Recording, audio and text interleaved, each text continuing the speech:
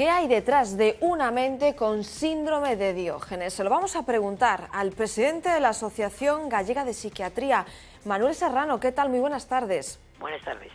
Manuel, ¿siempre hay que asociar persona sola y además de sola, aislada, a este síndrome? No necesariamente, pero sí hay que sospecharlo. A la soledad hay que añadir otros elementos, ¿no? Hay que dar un desapego absoluto a la materia. Son personas que tienen un delirio, habitualmente suelen tener un delirio de pobreza y acumulan cosas por descontrol. Pero y se asocia, casi un 40% de ellos se asocian a otra patología psiquiátrica, normalmente a una depresión, a una demencia, a una esquizofrenia e incluso a alcoholismo. ¿Se puede llegar a esta situación después de haber vivido una situación traumática, haber perdido a un familiar de una forma pues tremenda o algún tipo de situación que no pueda asumir la persona? Sí, efectivamente, porque si decimos que suele acompañar a una depresión en un porcentaje importante de casos, esa situación puede traer una depresión, y la depresión como consecuencia puede traer lo que hoy se conoce como síndrome de Diógenes. Casi siempre lo relacionamos con una edad bastante avanzada, pero este hombre que fallecía en Vigo en las últimas horas tenía 51 años. ¿Algo no nos encaja ahí o no tiene nada que ver? Bueno, realmente la causística que conocemos de este país básicamente la tiene el doctor Jesús de la Gándara, que es un psiquiatra de Burgos. Entonces él calcula que de los ingresos psiquiátricos mayores de 65 años, de cada 1000 hay 1,7 síndromes acumulativos de este tipo, ¿no? Que son los llamados Diógenes, ¿no?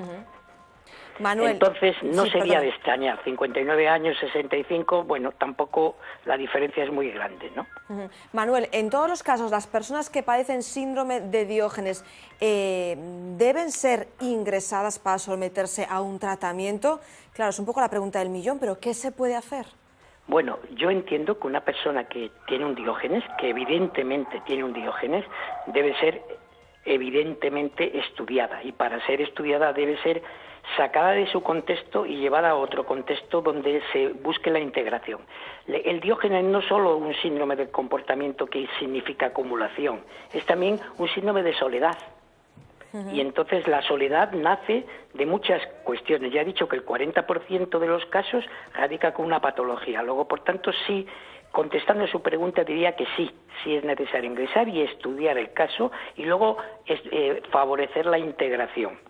Lo que más sorprende de este síndrome normalmente es que, claro, es hasta cierto punto entendible que una persona se quiera aislar, pero claro, que se rodee de basura, algo, o de lo que acaba siendo basura, algo desagradable, no encaja tanto ya en nuestra mente, no lo entendemos. Mire, hoy se habla de 3 tipos de síndrome de Diógenes.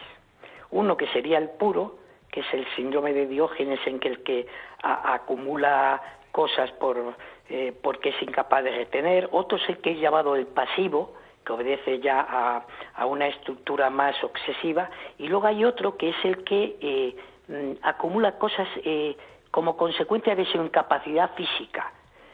Acumula sus propias basuras.